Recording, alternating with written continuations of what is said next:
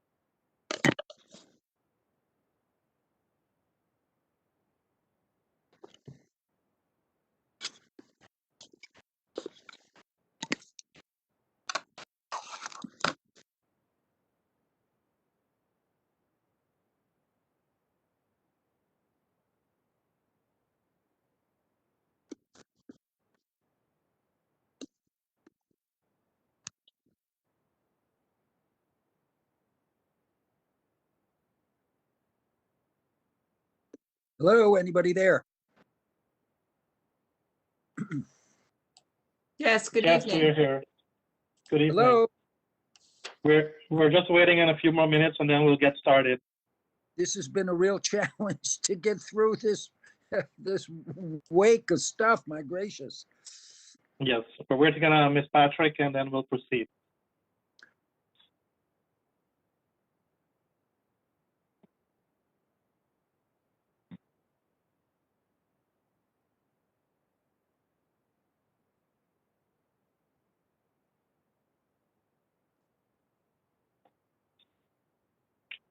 Ms. Michael, can you resend the meeting invite to Ms. Patrick? Her emails are not working with those links.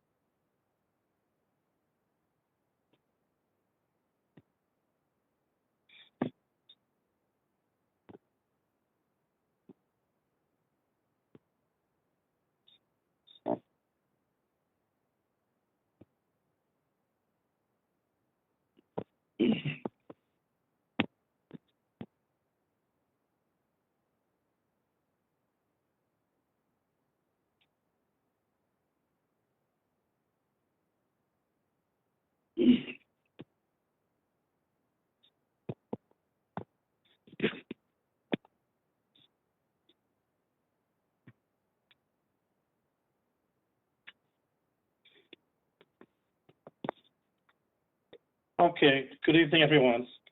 We'll proceed and wait on Ms. Patrick to get logged in.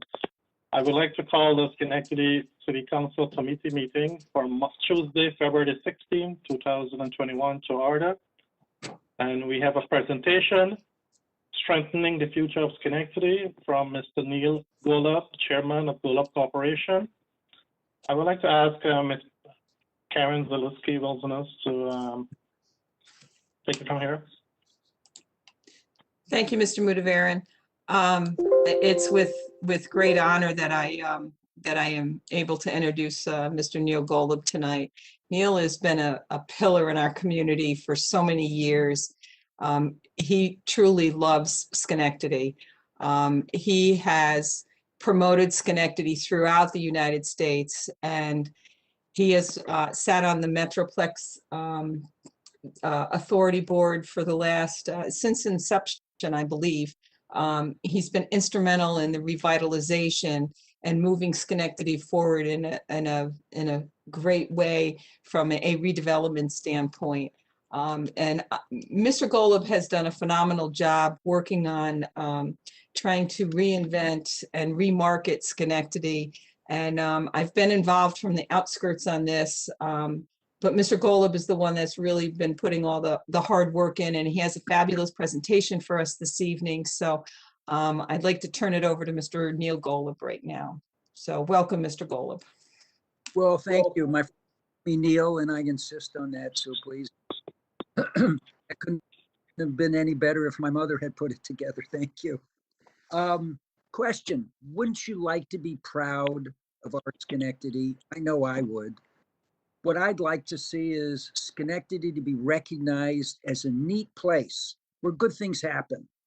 As Saratoga cut out its own niche a few years ago, we in Schenectady now possess a vitality and the resources that lead the capital area with a scenario of accomplishment to back it up, including a burgeoning medical presence, a community open for business, a substantial entertainment, science, and educational sectors, a robust and affordable housing market, and a downtown that is walkable, livable, and safe.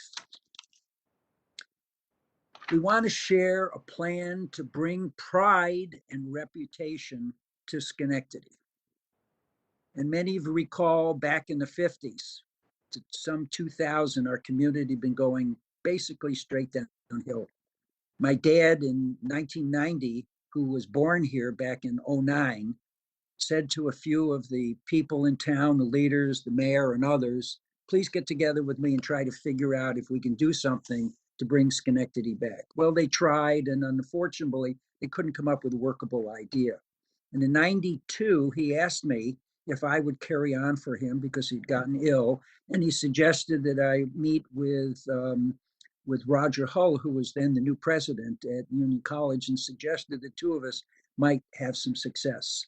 And so we got together, we really struck up a good relationship, and as a result of that, back in 1993, we created Schenectady 2000. And between 93 and 99, we did an awful lot of work groups in Schenectady at the Union College campus. We had Schenectady 2000 galas, which we tried to use to bring back some pride to Schenectady. And we did lots of other things, cleanup work and all kinds of things. In 1998, an idea was presented to us to create a public authority in Schenectady.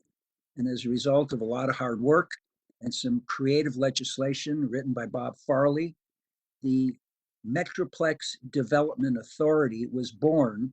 And after the county and the state legislatures both passed legislation, the governor signed that public authority bill into business back in 1998. In 99, things began to move. Metroplex was created as an economic engine for Schenectady. It's the first time in our history we've ever had an economic engine. There was a fellow who was head of economic development in Schenectady when we started. His problem was he had no funds to work with, and as a result, accomplished very little. In 2004, Ray Gillen took over, and I can't say enough good things about Ray, his attitude, his determination to make things happen, his ability to get people, both in the county and in the city, to work together and to get the Metroplex board to assemble and do the right things. 16, 17 years later, Ray has done a phenomenal job with his team and the board, and today Schenectady is a different place. When people coming to Schenectady, they were all taken by the fact they were coming to Schenectady for our restaurants, for our entertainment, and they really enjoyed coming to Schenectady. Those who were living in Albany really weren't enjoying Albany much anymore, and were really looking forward to coming to Schenectady. We did some research work with Fact Finders, a local research group, and what we discovered was that people in Schenectady had a couple important conclusions. One, they said to us, Schenectady was open for business. So the message of what Metroplex was doing was becoming very clear to the citizens in Schenectady. And as a result, they knew what was going on. Almost 90% of Schenectady people knew what was happening, and they were really pleased and to realize Schenectady was changing and had changed dramatically. We used to be known as the Electric City, but I had to say that left us a long time ago, as did the city that lights and hauls the world. And so if we could hold a short wake for those two ideas, I'd like to kind of pass it by. But we're a totally different place today, and that totally different place needs a new brand. Schenectady has become the most popular city in the capital area. We have amazing pillars, as I call them, either pillars or assets or magnets in our city, and many of them have been underutilized or under-recognized. And my plan is to focus around these planned centers and bring them to life. And these are what I call our pillars and our magnets, and I'd like to share with you how I would plan to bring these together. These are the things that are meaningful for a living, working, learning, entertaining, recreating, healthy community. And Schenectady has changed. It's time for Schenectady's reputation to catch up with reality. We have become a very different place, and we have a window of opportunity to magnify our magnets and our pillars and create a new and more vital and more up-to-date brand for Schenectady. Instead of the Electric City, I'd like to change our name to Schenectady Metro. Metro follows up with Metroplex.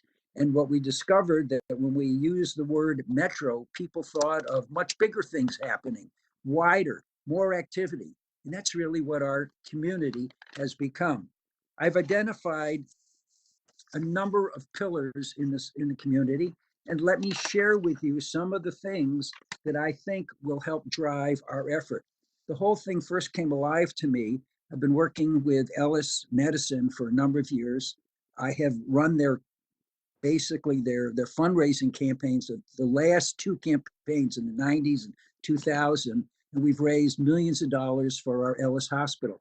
And they asked me to run the third campaign, which is going on right now.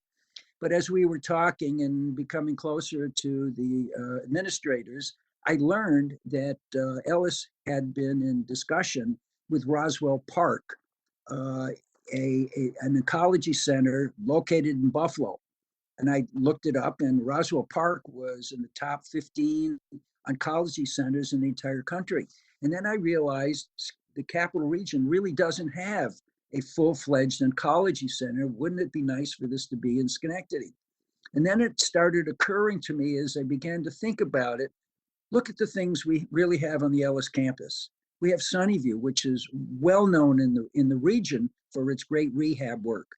We have Bellevue Women's Hospital, which is the premier OBGYN in the capital region. We have a cardiology center at Ellis, which is quite good and gotten a very good reputation. We also have the premier ER center in the capital region. And Ellis Medicine has certainly done a very good job over the years. I thought about all these things, and then the issue came up about a merger possibly with St. Peter's in Albany. And I began to think about, gee whiz, there's something bigger here than meets the eye. And so I started talking with Ellis Management about, you know what, guys, the little Ellis Hospital that was invented way back in 18 or 19, early 1900s. We are something big. When you look at all the things that we would have in Schenectady with the oncology center, the only one in the capital region, with Sunnyview on our campus, with Bellevue, with all the things that we do, we really should be looking at ourselves as a full-fledged medical center.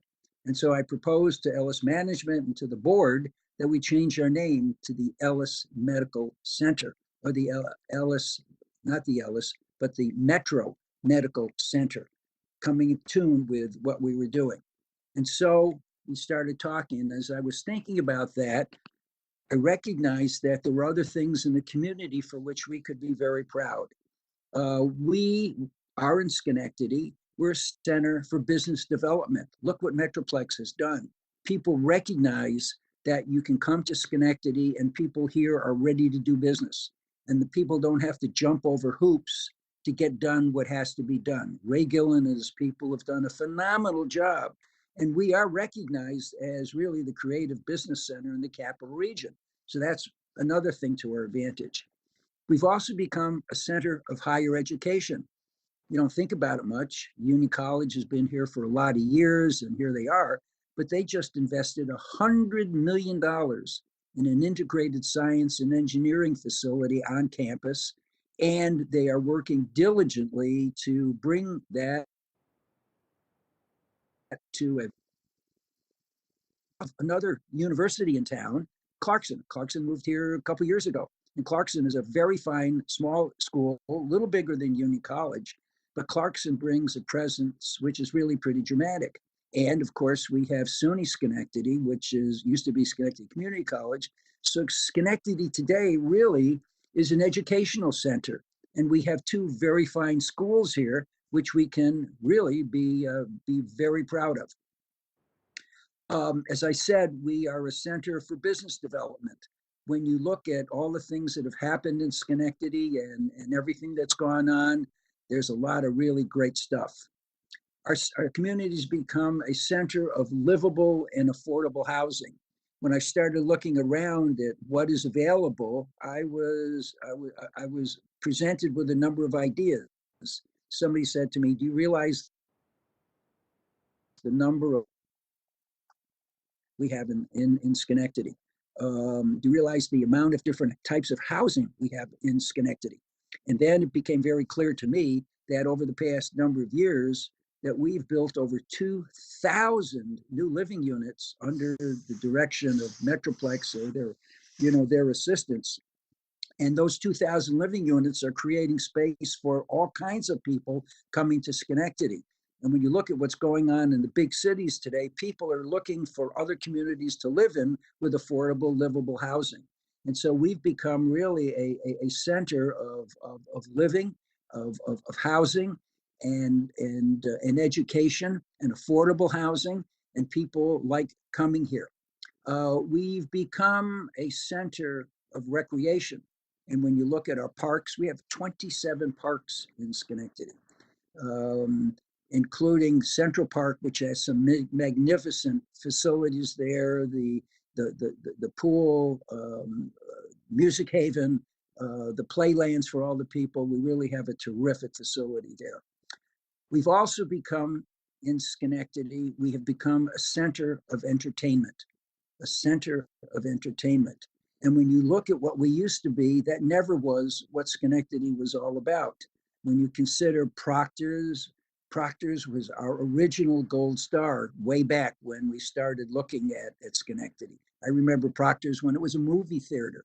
And today it's the premier theater in the capital region, hosting all of the major plays that come from Broadway.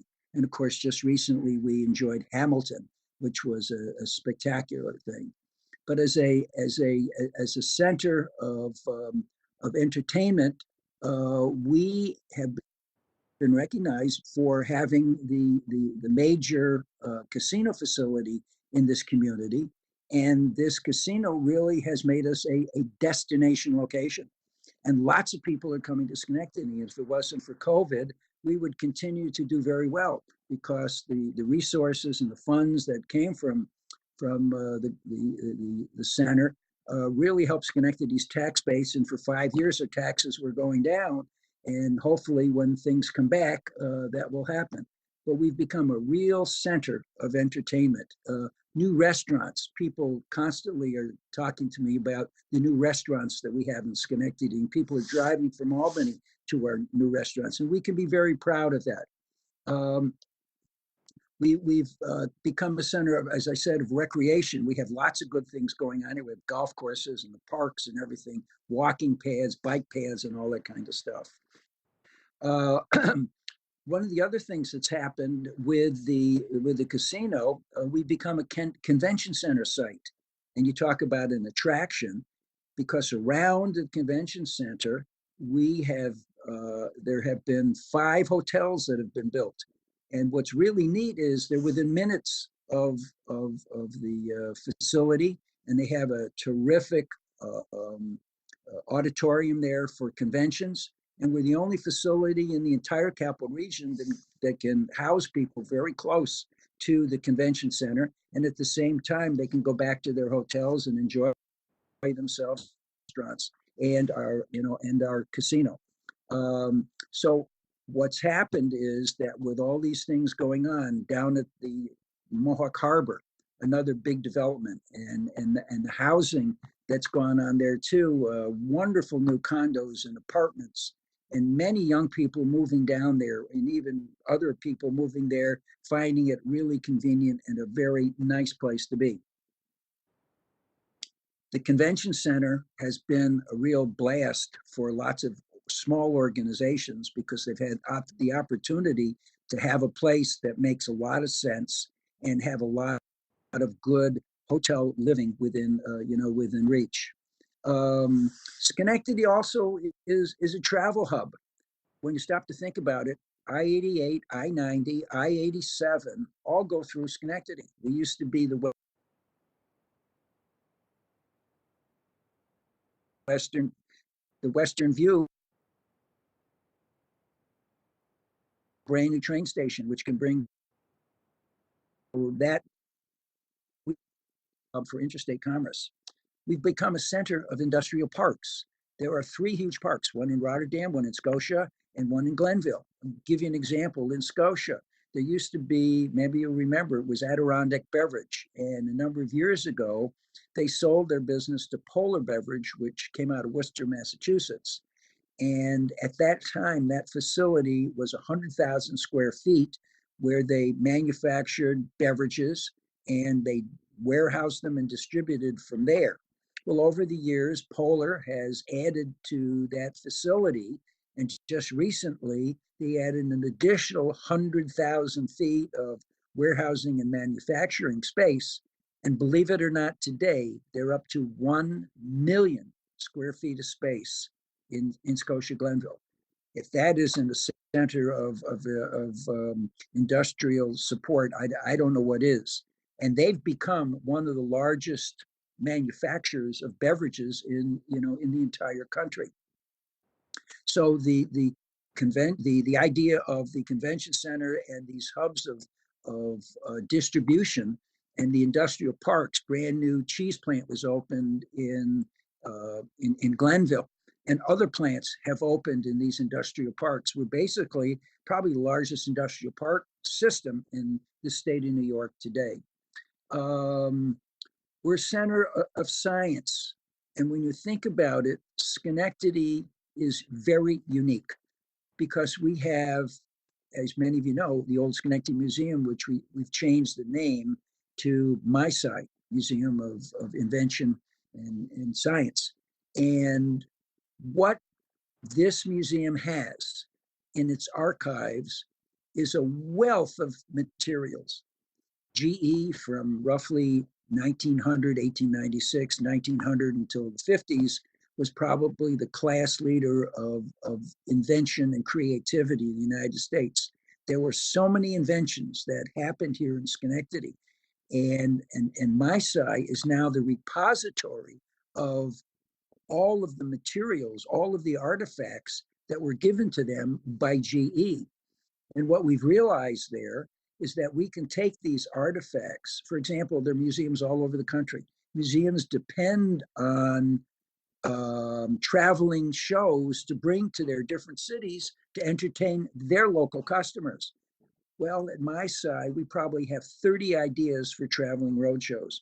And what we've decided to do is to create traveling exhibits. We already had one ready to go when COVID hit, and so we've been put on the sidelines.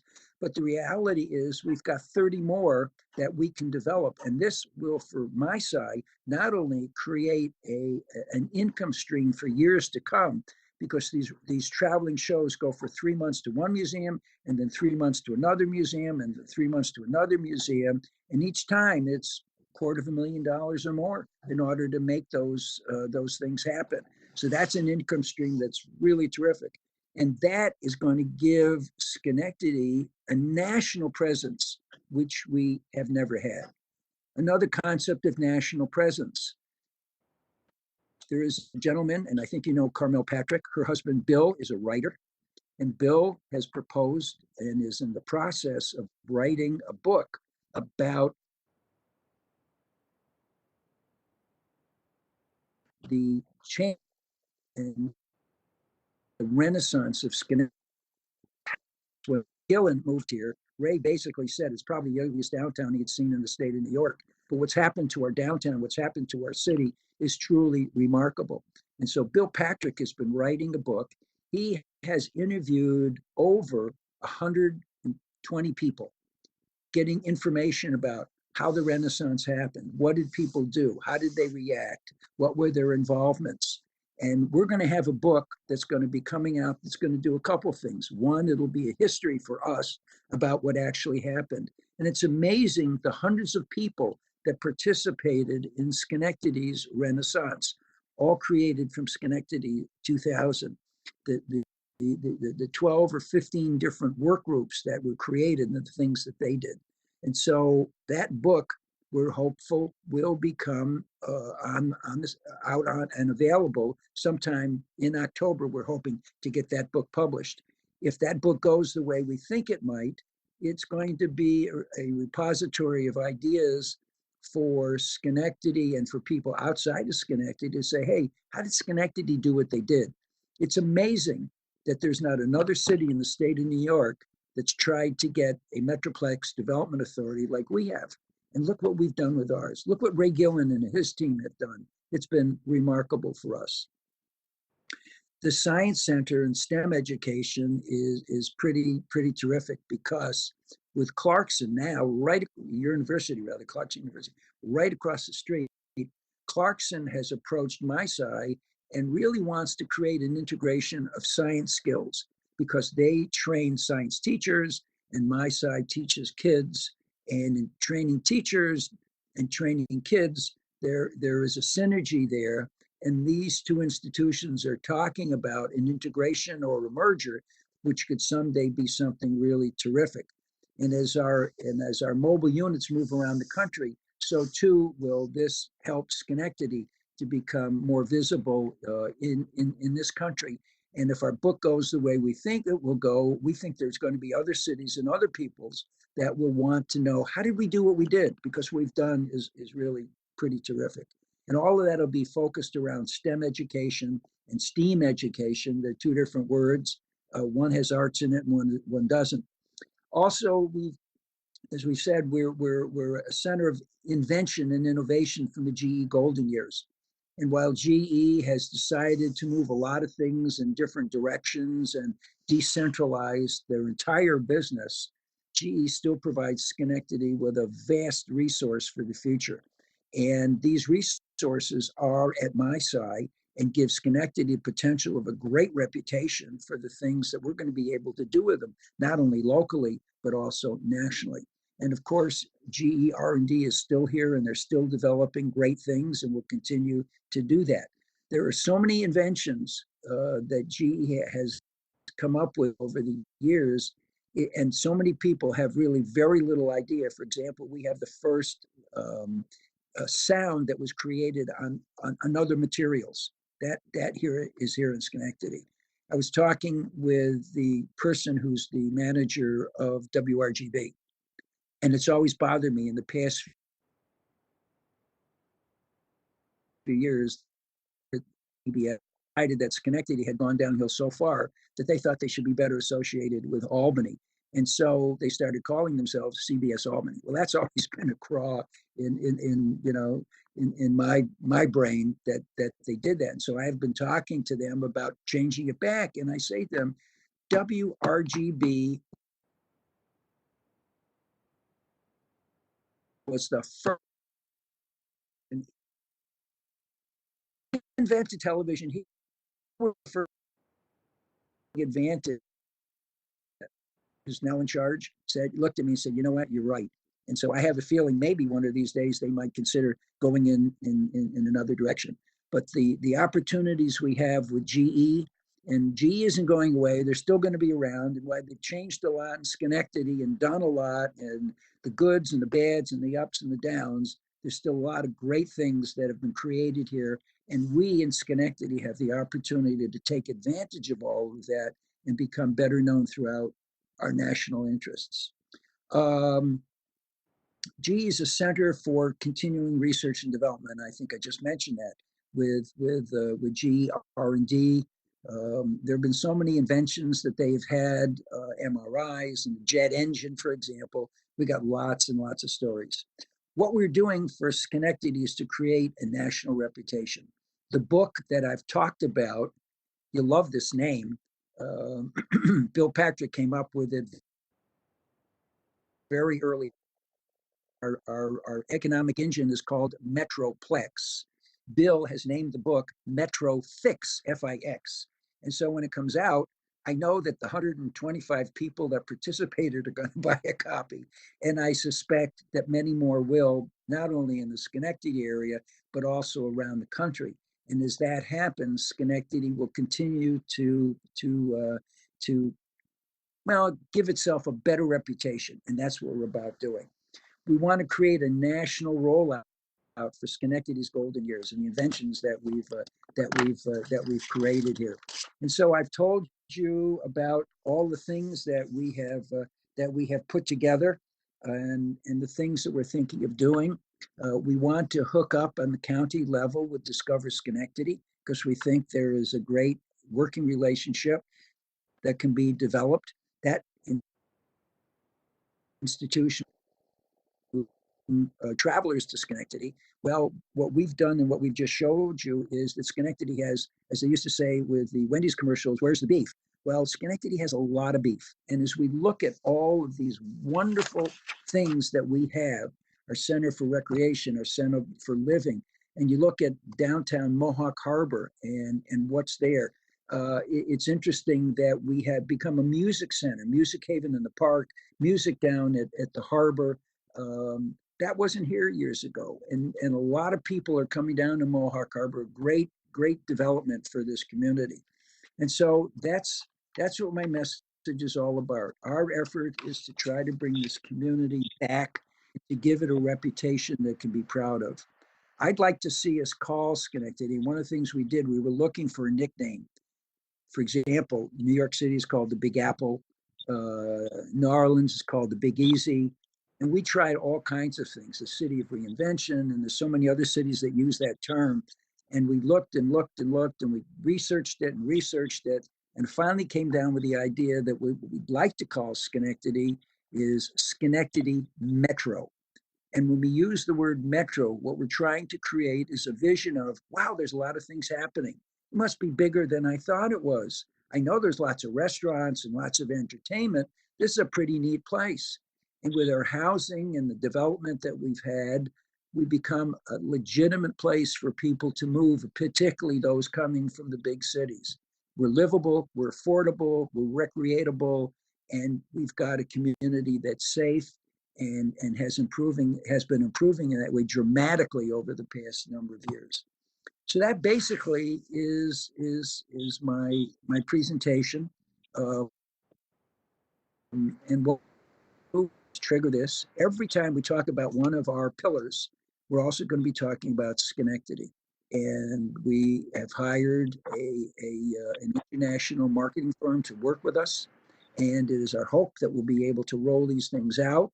Eventually, we have to figure out how we're going to pay for all this stuff. But I think there's sufficient capital there to get us started. And I think once that everybody sees what we're doing, we're going to end up being very proud of Schenectady. And you know what? It's about time. It's been a long time. My dad was born here in 09. In 1990, he tried to get it turned around. He left it to us to do. And I think since 1990, we've come a hell of a long way. And I see that all Schenectady people who I've met are very interested in making our community not only a better place to live, just as you are in the city council, but also making Schenectady a place that we can be proud of. And I think if we follow this along and possibly change our recognition to Schenectady Metro and develop the strengths that we've talked about, we're going to give our community a really neat reputation for the future. That's my presentation, everybody. Thank you, Mr. Neil Golub. Thank you for highlighting all the positive things that's happening in Schenectady. And thank you for all the work that you're doing to make our city a better place than it is today, and for all the hard work you and your team and your corporation is doing. I'm going to open up a question from my colleague, and then I will hand this over to Ms. Patrick. Any question from my other colleagues or comments? I just would like to ask one question. I may have missed this pillar, but was there, I know you mentioned recreation, Mr. Golub, but I didn't hear anything about sports. Is sports included in that? Well, sports and recreation kind of goes together. Our Central Park, I could have said we have tennis courts, we have baseball fields. I used to play on those baseball fields as a kid years ago. We have basketball, we have tennis. We used to tennis facility in the park, but it doesn't look like it's going to come. We have bike trails, we have running trails of athletic activity around the area. So yeah, we are, as I said, we are a community of recreation. Okay. Live, work, recreation, entertainment. That's what we've become. That's what our community is all about. All right, thank you very much. Mr. Mudavan? Thank you. Go ahead, please. Thank you. Neil, great presentation. Thank you for all you do. Do you have a time frame on when you're looking to roll this out? I know you said you're working with a marketing firm, PR firm. So is there a timeline that you're working with on this? To be honest with you, yes. And a lot of it is created around activities that have already started in other directions. I would really like to see Ellis change its brand, just like Price Chopper changed its brand. That was a baby boomer brand to Market 32 after a lot of research. We'd like Schenectady to change its brand to Schenectady Metro because we see that that can be a big change. And so we need to time this around a number of major events that are happening in the community. One of the big events is the what we would hope to be a change in the brand for Ellis Hospital. Now that isn't totally finalized. I presented this idea to the board. I asked them on a scale of 10, what would you give it? And frankly, most everyone gave it a 10 or higher. That's how enthused they were about what they heard. But of course, with our partnership going forward with St. Peter's, they may have some different feelings, but hopefully we'll be able to work through that. But when Roswell Park moves into Schenectady, those events give us a great trigger to start in motion the things that we have talked about.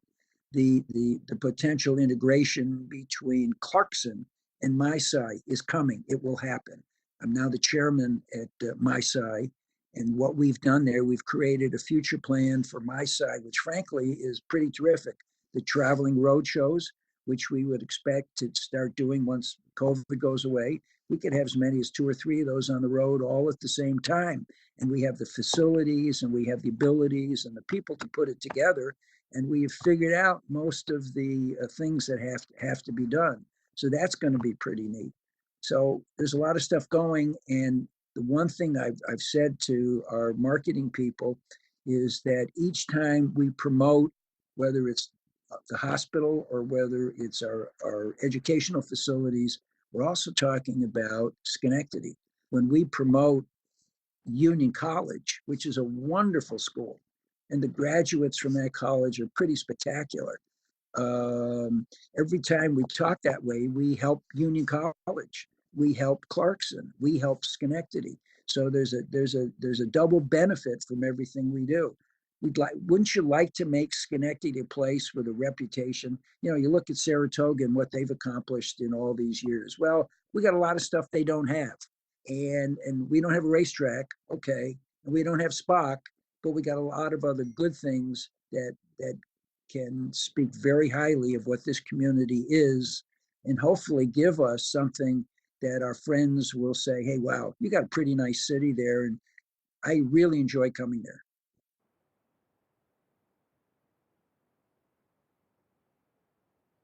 Any other comments from my colleague? I'd just be curious from the group to our chairman, John, how do you people feel on a scale of 10? Give me some feedback. We're excited about this, and I hope that we can get more 7, information 8. as we move forward. And I'm sure we'll engage you and we move forward in collaboration on this as we work as partners together with the mayor, you, and your corporation and the council. We're excited about this program. Look, I recognize that the city council has many mountains to climb, but there's one mountain that we have in common. And that mountain is, what can we do to make Schenectady a better place? Because as we make Schenectady a better place, it does a lot of things for the community.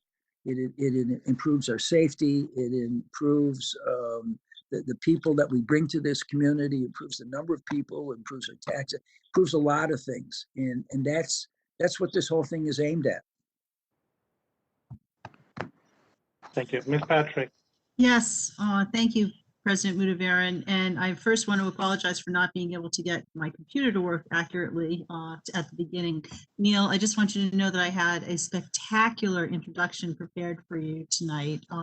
So instead, I'm going to give you our thank you for sharing this plan for us. You know, obviously you and Jane have been such good friends, and everything that you've done, your whole lifelong passion for your hometown has just been evident in all that you have done for this city. And I'm just really excited, having known about your plans for the last, I don't know, year or two, as you've worked on this. I'm excited about what it can do to help us continue to just reinvigorate Schenectady, bring a lot of new folks here, and help make all of our jobs easier in terms of making Schenectady such a better place for all of us in the community to live. So I really appreciate, everything that you do and everything that you are doing. And just on a side note, I do want to say that 125 books, come on, this is going to be a national bestseller when the whole thing comes out. So let's reach for the sky there. You know, I'm sure many of you knew Jane, and unfortunately she's not with us. And I miss her dearly. I want you all to know that. She was my great partner for 57 years. But I also think back to that Mr. Bill, that was what everybody to say, I've had enough. And Harry would do it us if we would follow and do something. And I wish he was alive today to see what all of us have created in Schenectady. I don't think he'd believe it if he saw it today, all that's been done. So with all of your help and and all of our forward planning. We're just not going to stop at doing one thing, but we keep moving with new ideas and new things and new frontiers. And that's what makes a community healthy and vital and vibrant for the future. Well, thank you very much for everything, and thank you for sharing this with us tonight. And I'm sure that if my colleagues have questions or want to give you that Big 10, that they know how to get in touch with you to give you some feedback. So thanks again for spending all this time with us tonight. I'll talk to you soon. I would really appreciate the feedback. I'd like to know how people feel. I've been trying to get around to every group I can think of in this community at the beginning, so everybody has a part in the thing. That's right. An idea or suggestion, then let us know. Okay. You know, and if folks want to let me know, I can pass everything on to Neil as well. So thanks, Neil. Yeah. Thank you. One last comment I want. Thank you, Mr. Nicola. Yes, one last comment I'd like to make. Go ahead. They gave me a picture of downtown Schenectady it must have been 1969 or 1970, because the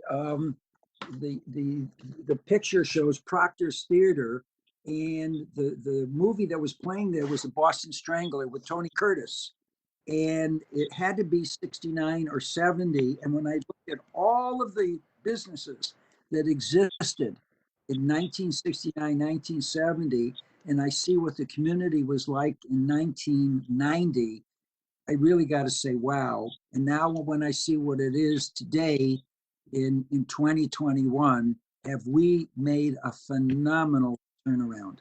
Congratulations to everybody. Thank you. Thank you. Take care.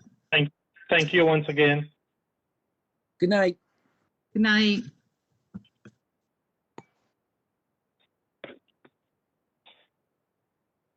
Okay, I would like to call public safety to order, and the first item is an update with regards to the Police Reform Steering Committee. Mayor McCarthy and Chief Clifford, would you like to give the council and the public an update of where we are? Thank you, Mr. President. We're moving down the timeline. There's a collaborative meeting scheduled for tomorrow afternoon. The survey that the Finn Institute did closed yesterday. They'll be compiling that information and getting it back to us, I think, by next Monday, or at least the first part of next week. So looking forward to being able to share that with the council and with the public. And again, if the council has any input or suggestions, make sure you reach out to myself or Chief Clifford so that we can get that into the process as we're moving it for conclusion. And you're looking to call for the public hearing tonight. We want to make sure we have that all ready and prepared for the actual hearing. So, thank you, Mr. President. Thank you, Mayor McCarthy. Chief, any update from your side? Thank you, Mr. President. No, I don't have anything else to add. I think the mayor covered it all.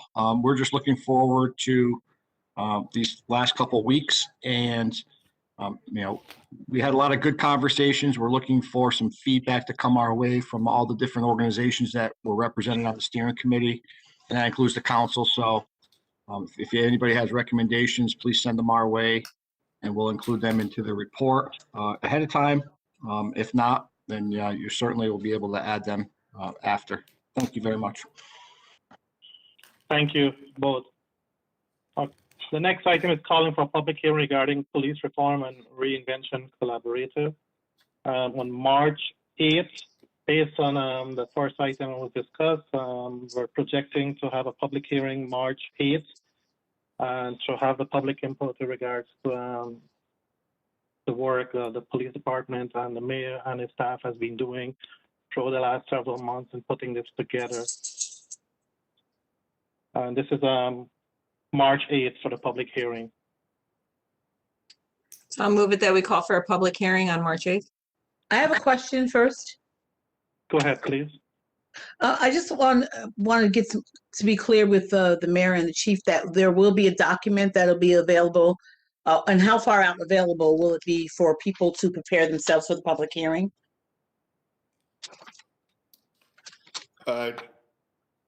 Councilmember, there will be a document, and based on your request, we'd have, really what I'm looking for is two, even though I'm not quite sure the mechanics of that. One would be more of a summary of the overall package, and then one which would be the detailed report. And so we'll clearly get that in place before the public hearing, but I don't have a firm timeline on having the summary and everything in place yet. And to follow up with that, how would people access it? Where would it be? Where would it reside? Because, now we're doing so much virtually. We would put it on the city website.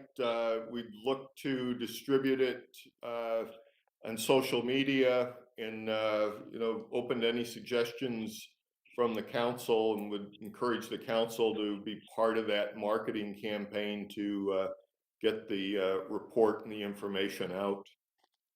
Okay. All right. Thank you. I'll second it. All in favor? Aye. Aye. Aye, thank you. Next item is review of the guidelines, bylaws for the Civilian Police Review Board with the repeal of 50A. Ms. Porter-Hughes. Thank you. And actually, this is really more of review of chapter, it's about chapter 93, which governs the Civilian Police Review Board. So all of you probably got the document late in the day. However, there was a meeting with the public safety and the CPRB that also went over this document. And I sent it out in early January, along with, asking for input. So at this point, there really hasn't been any, but, we just need to move ahead. So what I'd like to present tonight is some suggestions that I have for this, and also to point out some parts of the legislation, the things that already exist and things that the CPRB are asking for, but they're already in the legislation. It's just a matter of us it's not being adhered to, and perhaps they didn't include it in their bylaws, which would remind them to use it on a regular basis. So I just want to start out under membership. Under membership, it says that let's see. In the sentence, it says it should be highlighted on. Okay, there it is. That one member of the general public representing no particular group or organization shall be appointed upon recommendation of the citizens and the mayor. So I think that the mayor already does this. However, it's supposed to be on a recommendation from the citizens and not necessarily the council. It also states right after that organizations may recruit an additional candidate, each as a standby. Now, this is something that the CPRB has already asked for, but it's already there. So in their number 1B, that's one thing they asked for, but it already exists in the legislation. So it's not something that we need to add or change. Also under ex officio members, this is something that we're not doing right now.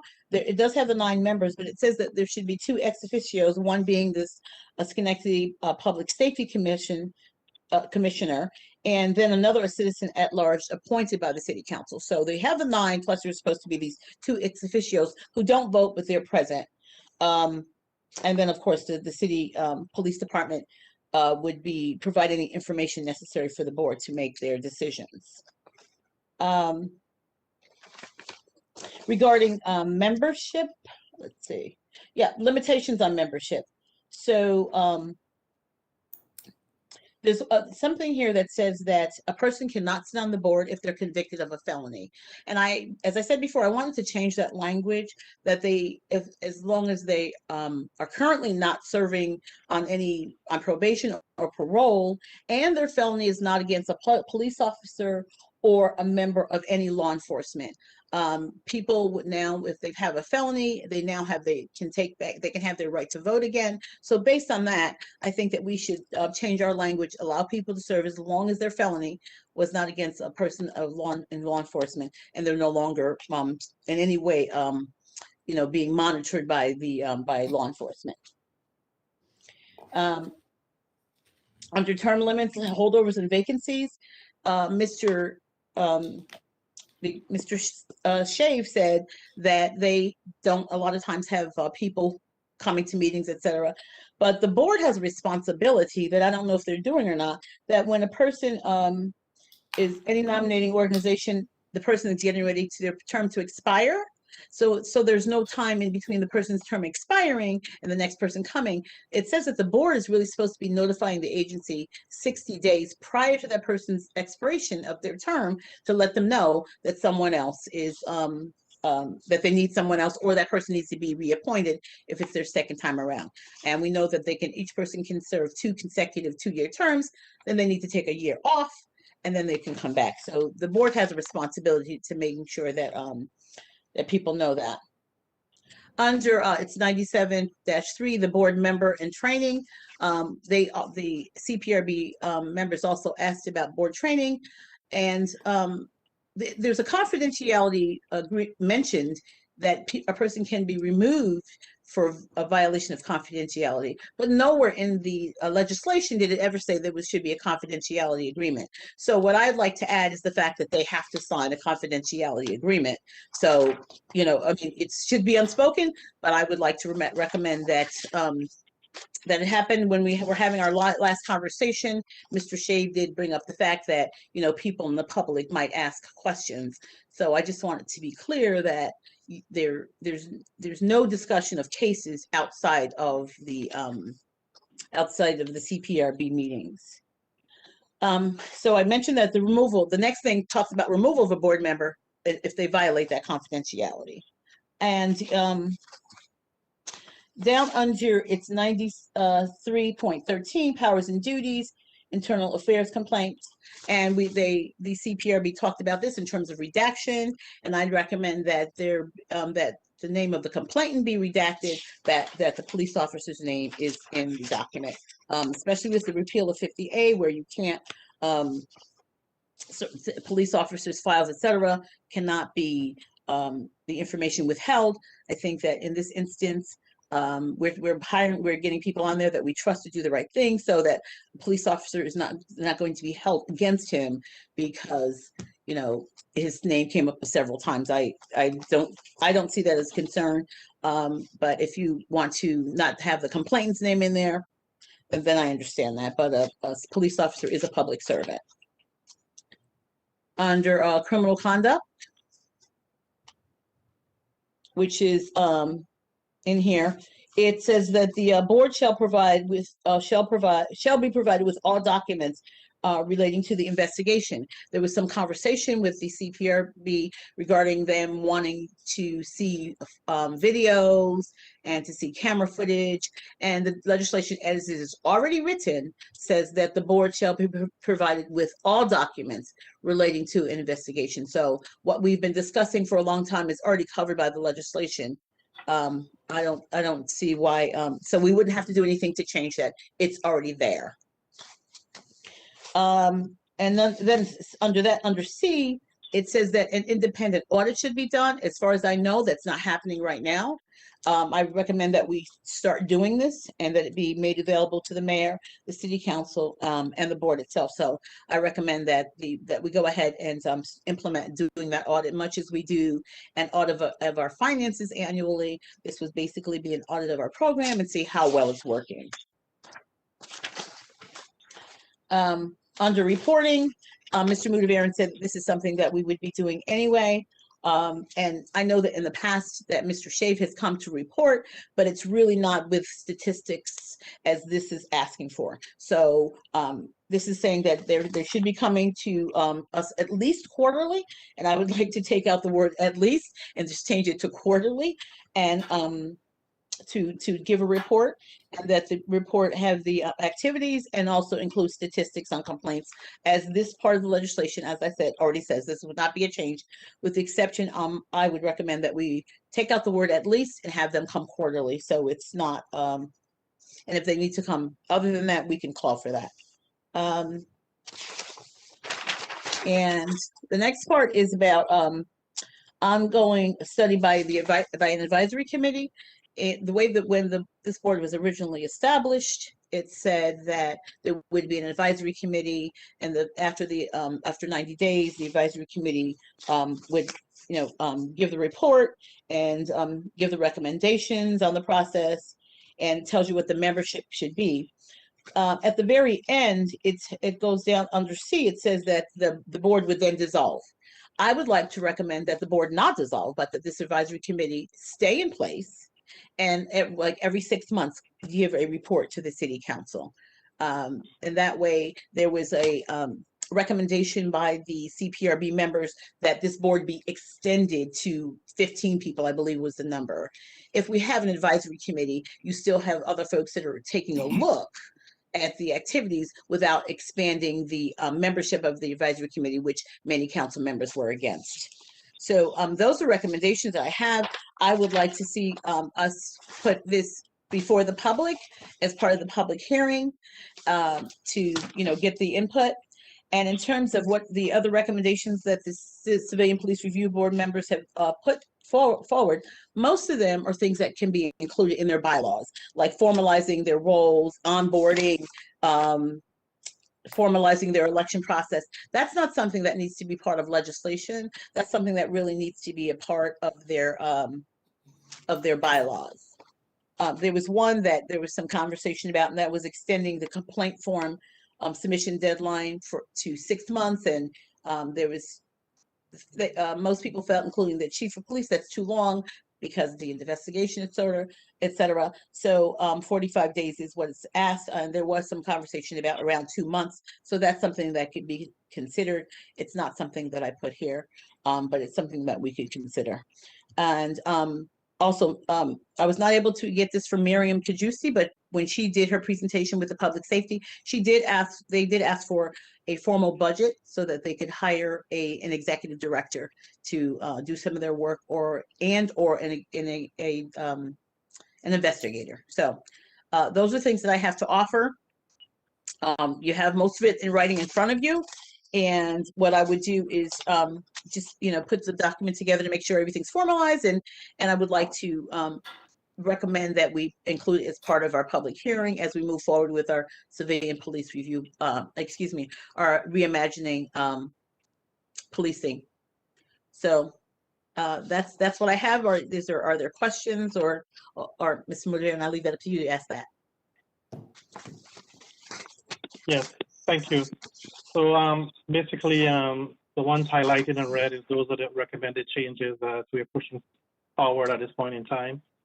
Right. Well, highlighted in other council member have other changes, and you're looking to proceed to call for public hearing on the proposed changes highlighted in red. Right, only on the changes. The other ones are just things we really need to do that already exist, which is very limited on changes. Yeah. Can I ask a question here? Go ahead, please. Okay, so you're saying that you want to get rid of the double blind system? Is that all right? I'm saying that we should redact. I'm asking that we redact the name of the complainant, but with the repeal of 50A, that we allow that the police officer's name be in the documents. Yes, I am. So I would disagree with that. I think that Chief Siebert was pretty clear with, having a double blind system. I wouldn't agree with that. And I don't know. We're not voting on this tonight, correct? We're still discussion public hearing. Right.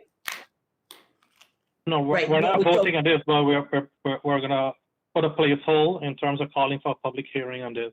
And we have 4 weeks to come up with the final documentation before the public hearing. Is that correct, Ms. Porterfield? That's correct. And I understand what Chief Siebert was saying.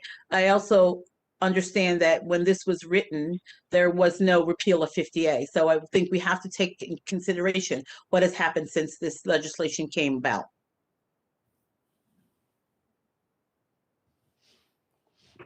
Mr. Mudavarren? Go ahead, please. Yeah, I would, there's several things here I would be in disagreement with. First of all, the addition of individuals with a felony. I just don't think that's appropriate for a police review board. The other aspect with the double blind, for the board to do their business, they don't need to know the police officer's name. And quite frankly, the double blind system is the gold standard of review.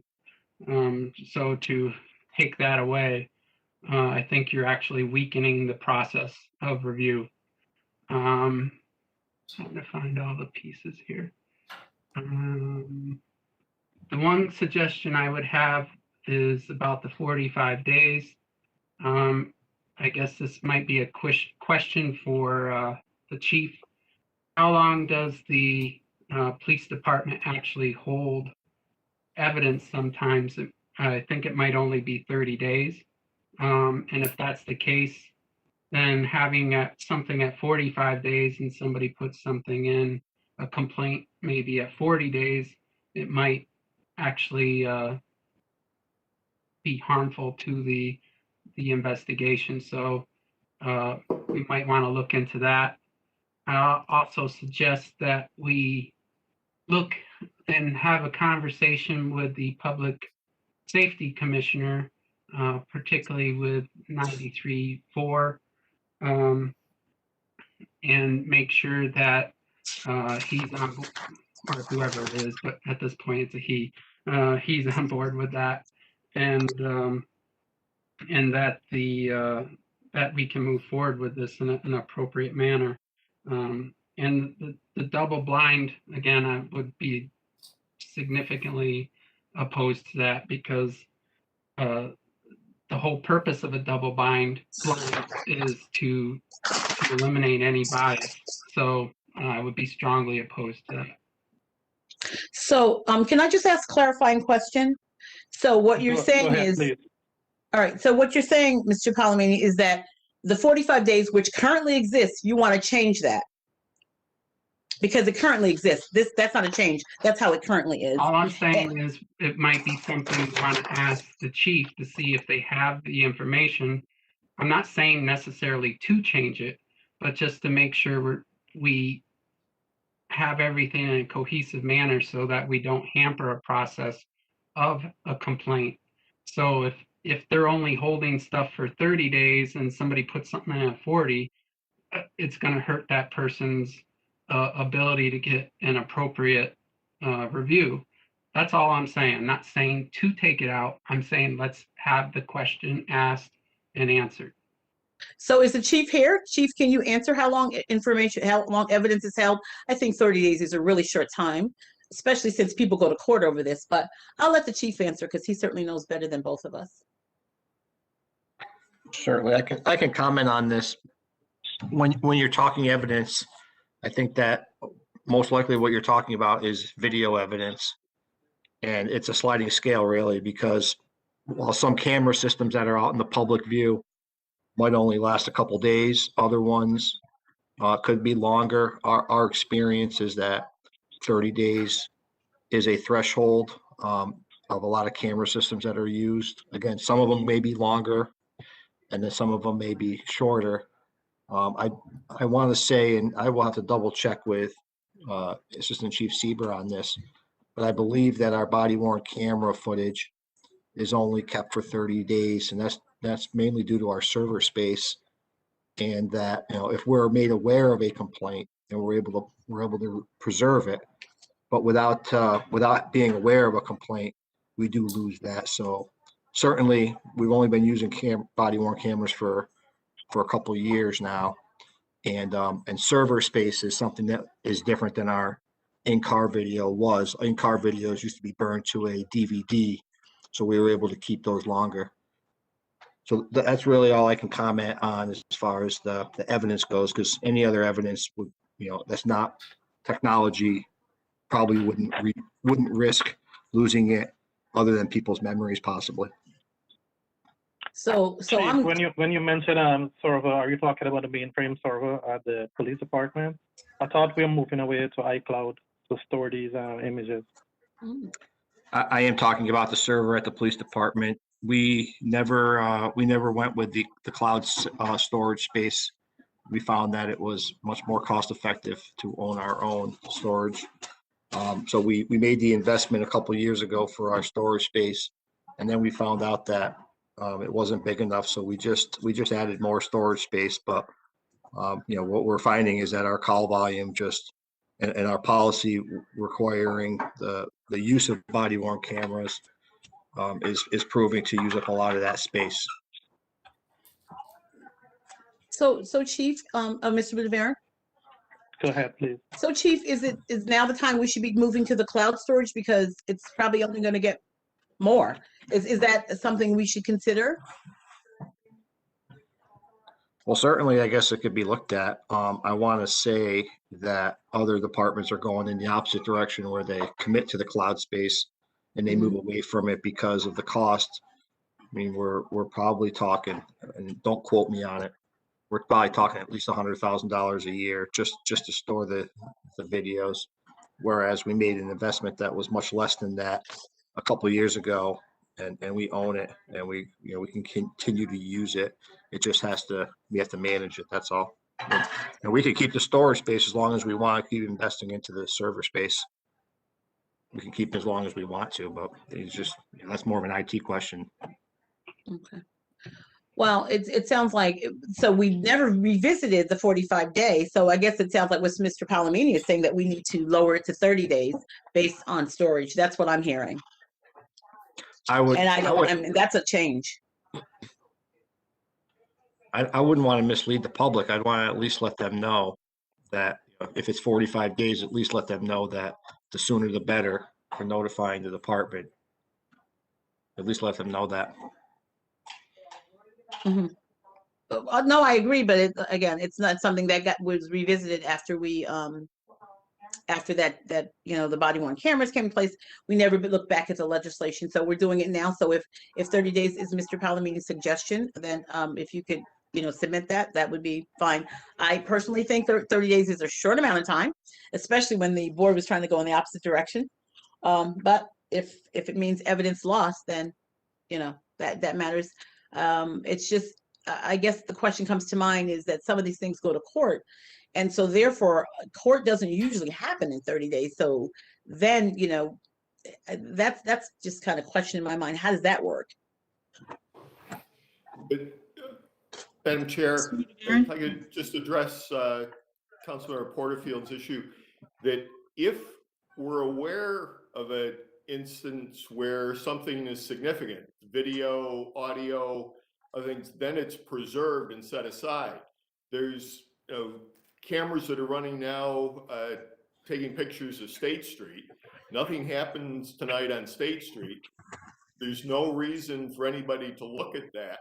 So that's the type of video that becomes really expendable and doesn't have any value, so that we purge that as opposed to having to pay for long-term storage on it. And so making the department aware that an event has happened so that it can be archived and indexed so it's available, whether it's a internal review, criminal matter, or civil proceeding. Mr. Motivaran? Go ahead, please. Another suggestion that just came to mind is in section 9313, part C. We should probably make that report also available to the chief and the commissioner.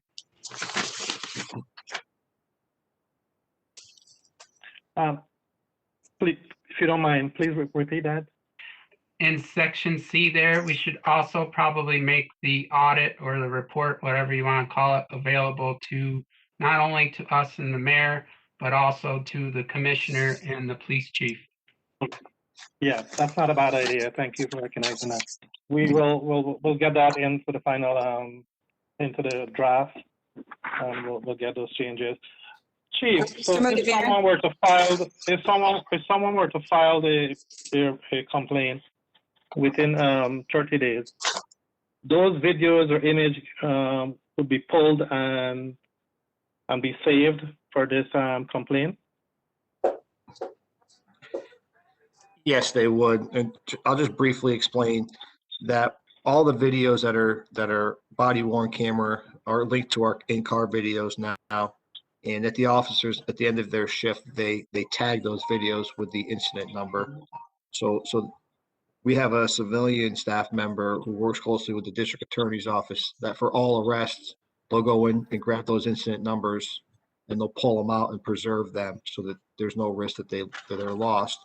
So if a complaint is connected to an arrest, there's no worry. But if it's a complaint where there's no arrest, there's a chance that it could fall off unless we become aware of it. And then we would go ahead and have that pulled in the same manner that we would for an arrest. Thank you for that clarification.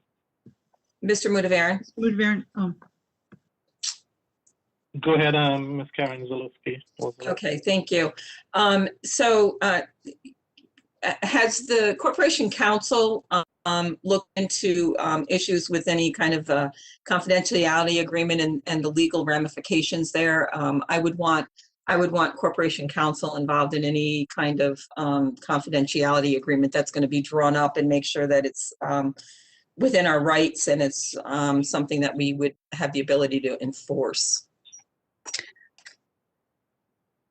Let me just be clear that the legislation already says a person violates confidentiality. So it's clear that there's an intent there. It's simply that it was never included.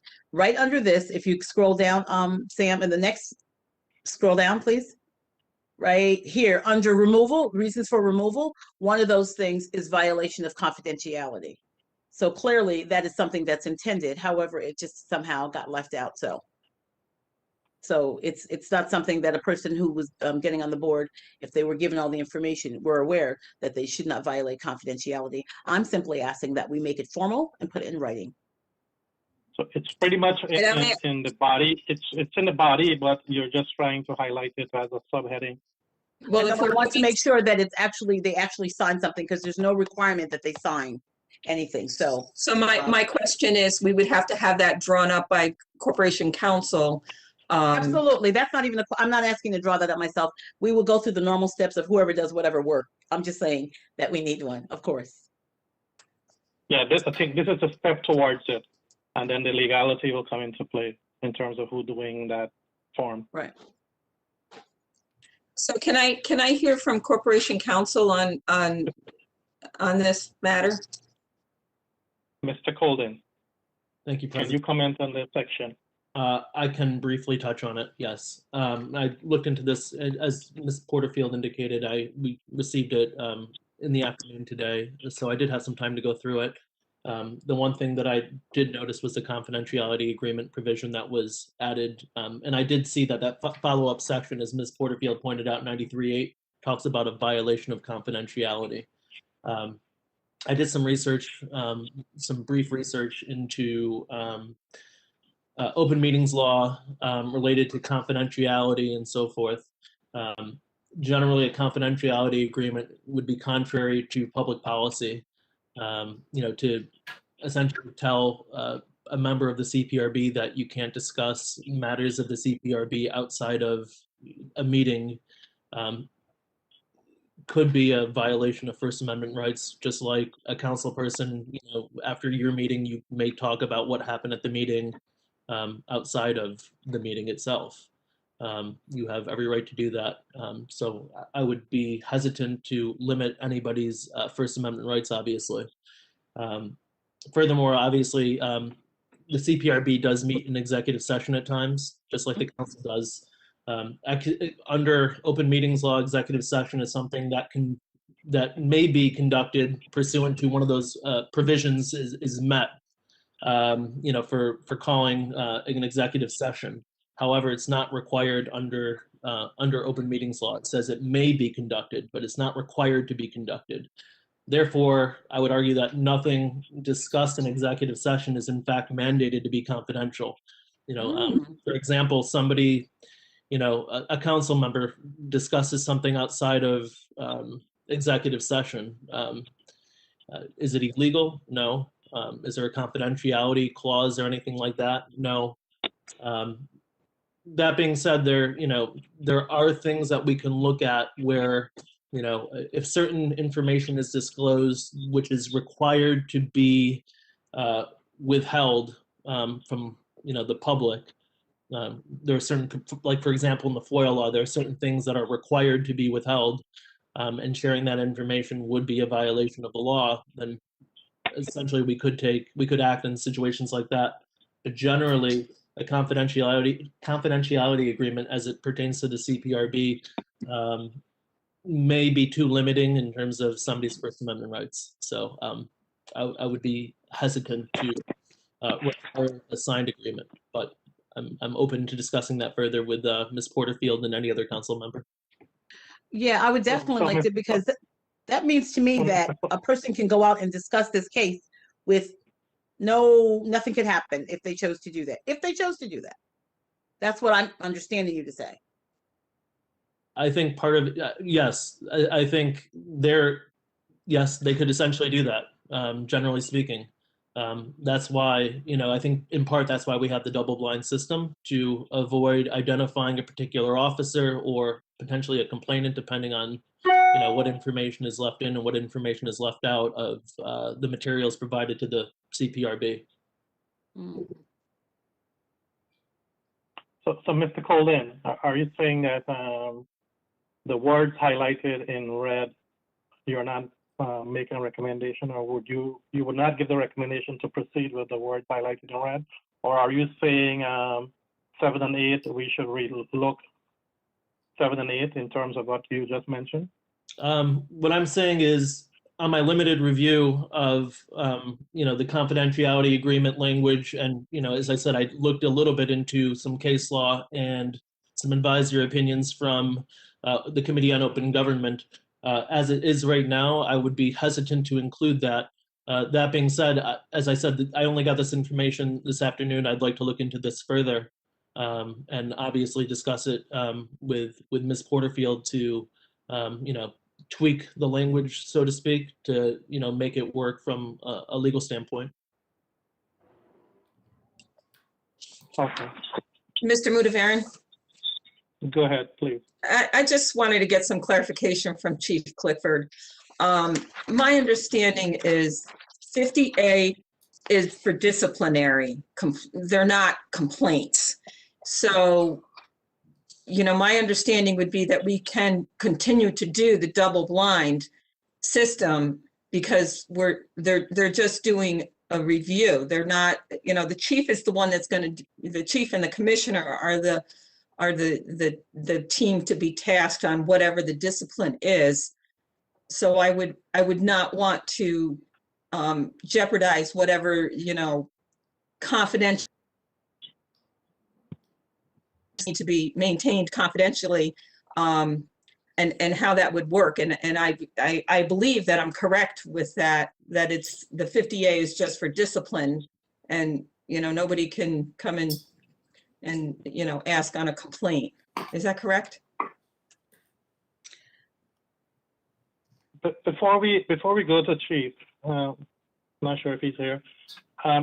Mr. Colden, what is your interpretation with this section 9330 in regards to the repeal of 50A and the double blind system?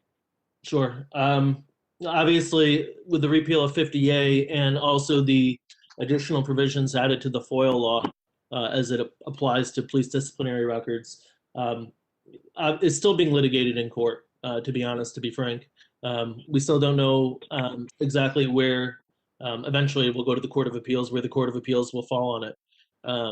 So, I think there's it would be a bit premature to just say where things will fall in terms of what documents will have to be turned over and what documents, can be redacted or withheld. The city obviously received a favorable ruling in our litigation related to FOIL records. As it applies to the double blind system and 50A, I do see somewhat of a disconnect between the repeal of 50A and the additional provisions to the FOIL law and the system that we have in place related to the CPRB. I see them as being separate and distinct. We have the CPRB has a double blind system in place to in my interpretation, is to try to remove any bias from those members of the CPRB so that they can focus on the actions or inactions of police officers in those matters that come before them, and disclosing that other information could potentially bring bias in. I don't see that as really being affected by the repeal of 50A or the additional provisions to the FOIL law.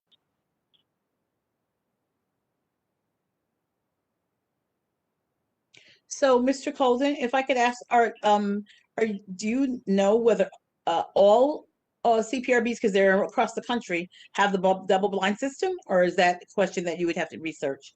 I know that Albany doesn't. Yeah, I would have to research it. I don't think all of them do. I think certain CPRBs have the double blind system and some don't. I can't speak to the effectiveness or the criticisms or the pros and cons related to them. I haven't done that research. Okay. Thank you. Miss, I'm not sure if that chief is still on. His audio is working. Would you like to still proceed with the question? The chief is on. Chief, can you please answer Ms. Karen Zalewski question? Well, I don't think I think that I was going to say that that's something I would have to defer to Andrew on. He's our corporation counsel, and I don't think I can add any more than what he's already answered. Yeah, thank you. And that's why I defer to him to answer. Yeah. Mr. Any President, other questions? Mr. Mudavarren? Go ahead, Ms.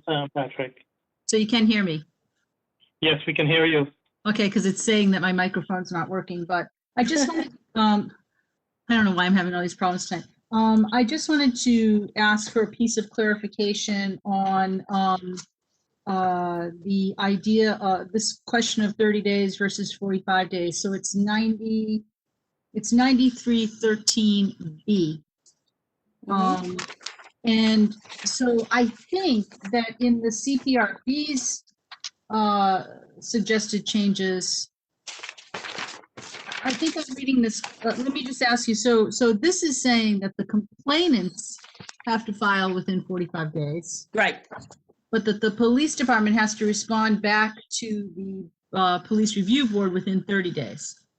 I think that's how I'm reading 9313B. I think what the review board was asking for is a little different. They were asking that the complainant would have the opportunity to make that complaint not within 45 days, but within 6 months.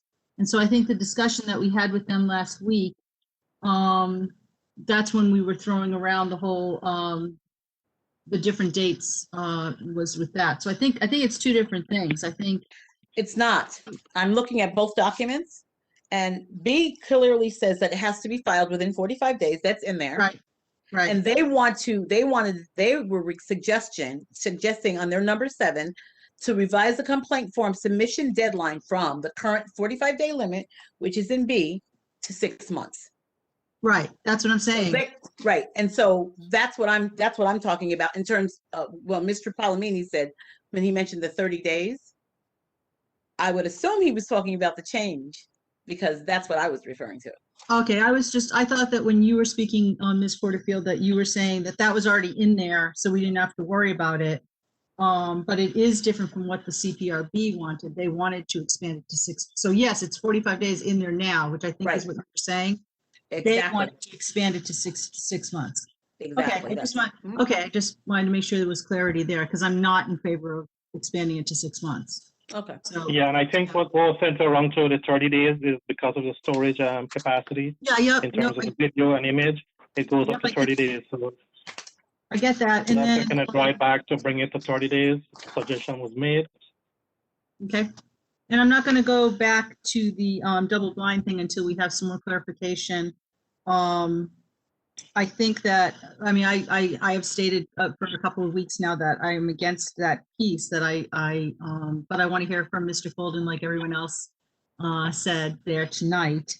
Because I think it was clear, I mean, back to the confidentiality thing also, I think we all kind of were a little surprised last week to hear from the 2 members that we spoke with that they are speaking about all of this outside of the police review board Mhm.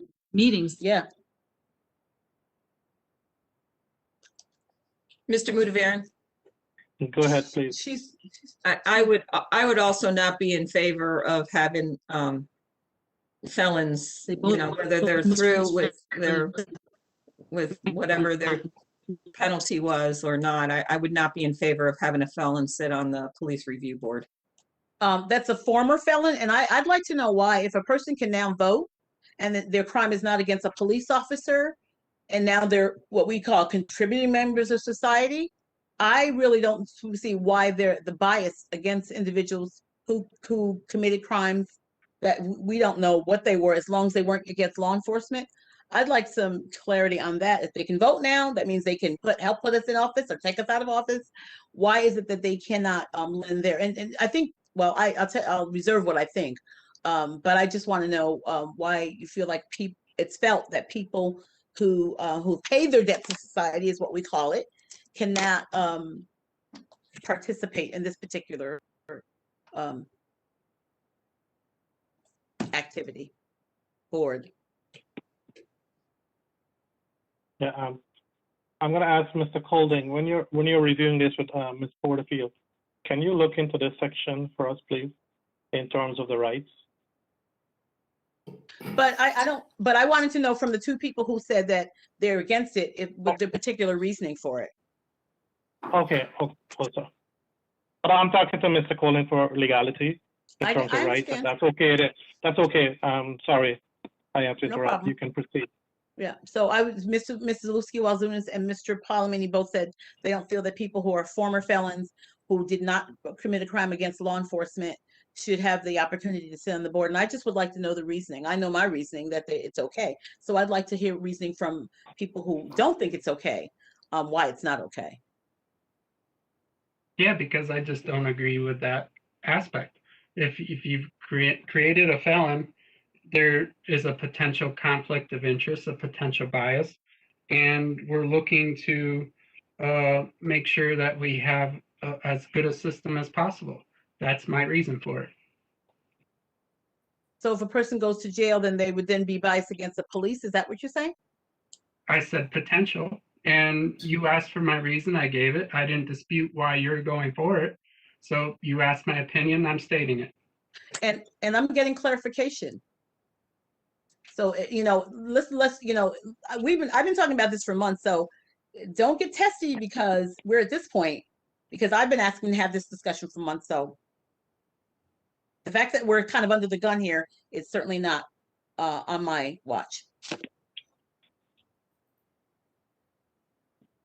Well, you're the one that suggested it. I gave my opinion against it. And I still remain my. All right, any other comments from my other colleague?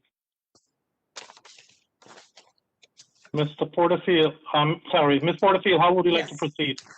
Well, I would definitely want to sit down with Mr. Colden because I'm still, the things that I suggested, I still would like to see that in there. And if there's a legal reason why we shouldn't. And I have to tell you that I'm really bothered by the fact that the folks in here really are not held to any confidentiality. I'm just really surprised that that's there and that they could have that opportunity because we're dealing with very sensitive matters. But so I'd definitely like to look into that to see if we can't at least have them something in place because the chair actually said that people asked me about cases. So and he seemed to imply that he freely discussed those. So I don't know to what degree.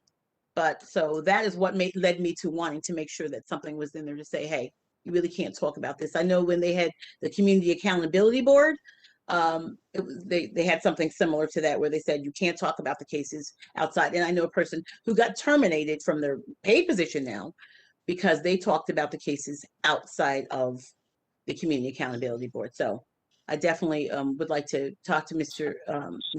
Colden and see if we can't nail down some of the things we're talking about tonight. I think that's a really, I'm sorry, Mr. Mudavaren, may I? No, go ahead. Sorry. I think we really do need to, it is, they are part of the open meetings law. So I get that,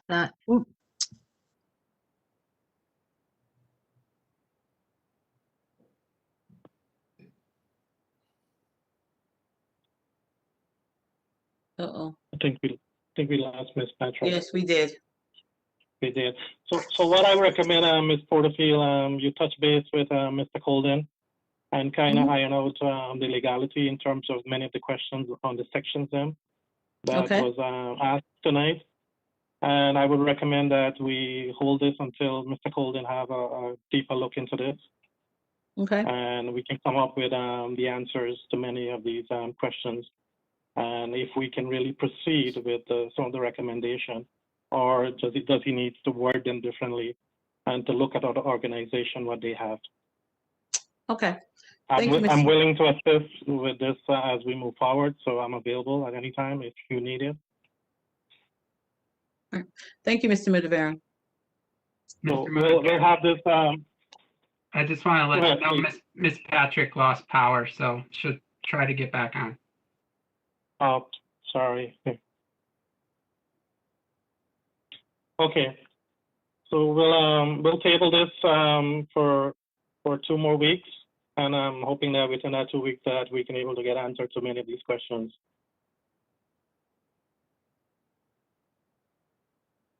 The next item is discussion safer street for biking and pedestrians. This is a placeholder from several weeks ago from Ms. Karen Zalewski and Ms. Porterfield.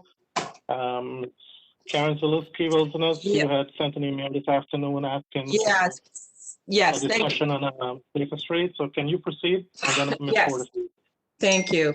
So this afternoon, I did receive an email from Mr. Tom Carey in reference to a bill that is coming forward into the legislation. And I was looking to see if we could do a resolution in support of this. This bill is going to go to the Senate, and Rachel May of Syracuse is the sponsoring member.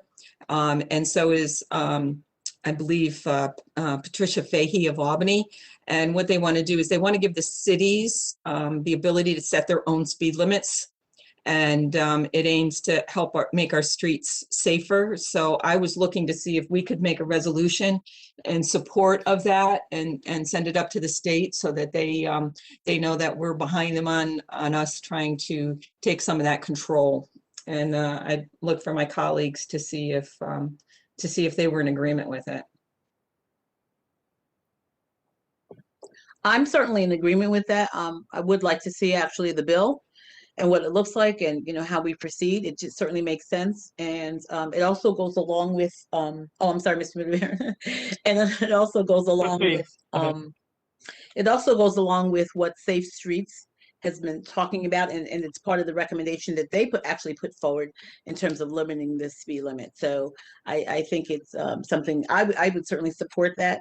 And in addition to that, it goes along with what I have been talking about in terms of us having speed humps, because you need to provide signage. So I think it's something we should do, and hopefully we will have less accidents and less speeding in our city. And I really can't say enough how that needs to be addressed. At the beginning of this month, I received a text that in this particular neighborhood twice in 3 weeks, people were speeding, and the cars actually went into people's homes. The last one was on February 3rd, and they sent me a picture of the car actually hanging out of a person's home, which came really close to hitting 3 young children. So it is definitely something we need to address sooner rather than later. So in terms of that, I definitely support it. Yes, and this is something that I'm sure that all of us can support a resolution in terms of supporting what this assembly is doing. And I hope that it passes, that it can able to give the mayor and his administration the ability to, to work towards the speed limit. Any other discussion from my colleagues in regards to this resolution? No, I just wanted to ask the mayor, I know we're trying to get home rule. Is there something, I know that you're part of the discussion. Is there something in particular we need to do other than supporting this particular bill?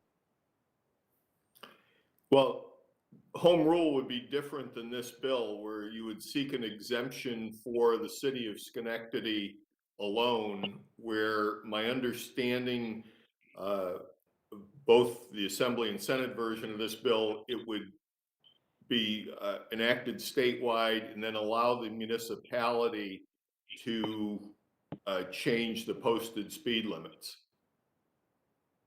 So which would be more time, effective in terms of time, how long it would take? Well, the simplest thing would be for this bill to pass very quickly and have the governor sign it. The home rule legislation requires the city council to put in a request. Legislation would have to be introduced, and you have to do a formal resolution supporting that. Again, it would have to be passed by both the Assembly and Senate and then signed by the governor, and it would be the discretion of the legislature to set the implementation date, be some period down the road. So, you could see it being the summer or maybe the first part of September, again, under ideal set of circumstances. So this would be more efficient time in a timely manner? Correct. Okay, thank you. Even though I don't have any opinion in terms of how fast this is going to move or what's the broad level of support for this particular bill. Can we, Ms. Zaluski, while doing this, could you forward a copy of the bill? Yeah, let me get it and I'll get it out to everyone. Thank you. May I have a motion to proceed with this resolution in support of this Assembly bill? Well, I'd like to see the bill first. So before can I we do move that. it pending that? I'd like to see the bill first, I'm sorry. I'd like to see the bill if we can do that, and then we can have this for unanimous consent if that's the case, but I'd like to see the bill first. So are we moving it with everyone having the ability to see the bill, and if it's, we can withdraw it if need be on Monday? Would you be okay with that, Ms. Porterfield? We'll move it with the understanding that we'll receive this, and if not comfortable with the bill, we'll pull it from the agenda. No, I'm not. If somebody has the bill number, you can just look it up online right now. Both the Senate and Assembly have those, readily accessible. So the bill numbers, Mr. Mayor, are A-1007 and S-2021.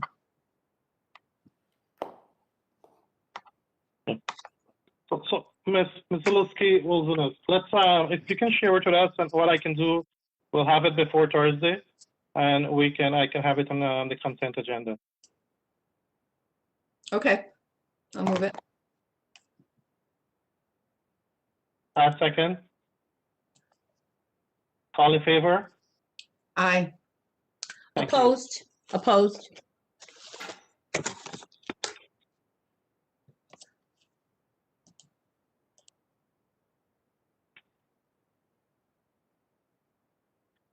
Ms. Porterfield, I think we just move it there. If we are not in agreement, we'll not have it on the consent agenda. So it Okay, will not be an item. Okay, I Yeah, know I you just moved want out of committee. clarification on that. I understand that you're moving it out of committee. I'm just telling, you asked if all were in favor, and I need to tell you that I'm not in favor. Oh, okay, okay. No, Because I wanted to see clarification. the document first. I don't think that we should be moving something out of committee without at least seeing the document. The next item is discussion. It's a continuation of the Bellevue alternate side parking pilot program. Mr. Palamini. Thank you. As you know, we discussed the pilot project in the Bellevue neighborhood for alternate side parking. Mr. Coluccio shared a map with us of the various parking aspects. One of the things that came up during our previous discussion was how did the neighborhood feel about this? Ray Fott, the president of the Bellevue neighborhood, Bellevue Preservation Incorporated, sent out an email asking people their opinions. I believe he shared that with us all. And in general, the support was there for such a project. The concern was whether or not the parking rules would be enforced. That was I would say, a significant concern of many individuals who replied to the question. I then asked the chief and Carbon, the mayor, and so forth on it to see if this would be a problem. The chief forwarded that on to the assistant chief dealing with parking, and they said that they could enforce it if that's the way we choose to go. So I just wanted to give everybody an update as to what's going on. Next step, probably be working with Mr. Colden just to try to hash out some of this stuff as far as legislation. Also working with Mr. Coluccio and Mr. LaFond and the mayor to weed out any sort of other aspects, and then bring something back forward to the council. Thank you. Yeah, Mr. Palmini, when we discussed the last time you were, I think we asked that you provide to the council a kind of like a timeline of how this program is going to roll out. And you mentioned about an email that was shared. I don't think I have a copy of that email. Can you forward that email to the council? Sure, I thought everybody had it, sorry. And all the other stuff that you talk about with the police chief, if you can share that with the council so that we better understand how this program is going to roll out.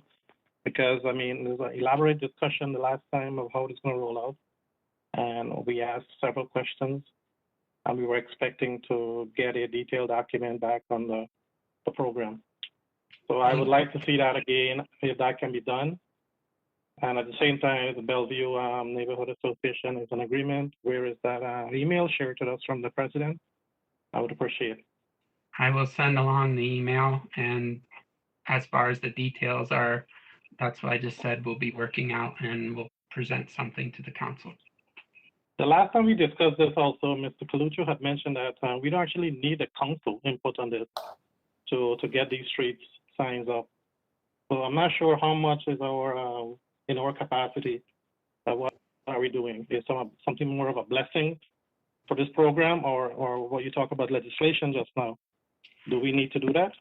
We don't necessarily need to, but I think it would be nice if the council got behind it. If not, then if Mr. Coluccio chose to go forward, that would be his and the mayor's choosing, I guess. But I just thought it would be nice if the council got behind something in regards to this issue, and see how it works, and see if, maybe we would have to take neighborhood by neighborhood approaches, but see if we can actually do something positive in the way of parking and making sure the roads get cleaned, both with snow and street sweeper. So.